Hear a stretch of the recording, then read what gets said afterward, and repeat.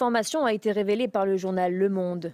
Après avoir rejeté jusqu'ici toute idée de départ, la France reconnaît discuter avec le Niger au sujet du retrait d'une partie de ses effectifs. Des échanges sur le retrait de certains éléments militaires ont commencé. La question du maintien de certaines de nos forces se pose. Selon une source française proche du dossier, la question se pose car depuis le coup d'État du 26 juillet dernier, la coopération antiterroriste est interrompue. Les discussions ne seraient d'ailleurs menées qu'entre militaires, pas avec la junte au pouvoir, car Paris continue à ne pas reconnaître le gouvernement issu du putsch. Au total, quelques 1500 soldats français sont déployés au Niger dans le cadre de la lutte antiterroriste sur 3 bases. À Niamey, à Oualam au nord de la capitale et à Ayoru près de la frontière avec le Mali.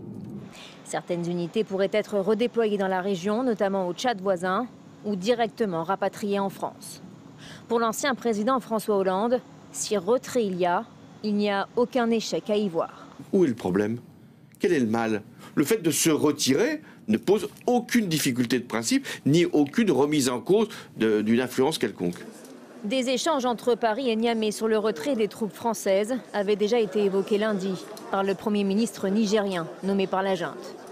Il avait aussi évoqué les sanctions économiques imposées par la CEDEAO et disait être en passe de parvenir à une solution. Nous avons bon espoir dans quelques jours de parvenir très rapidement à une entente pour que toutes ces mesures soient levées.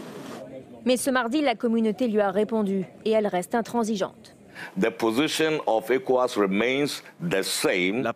de la CEDEAO reste la même.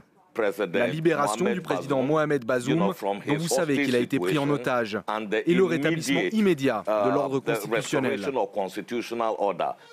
L'organisation ouest-africaine refuse toute discussion sur une durée de transition avec les putschistes et a brandi plusieurs fois la menace d'une intervention armée.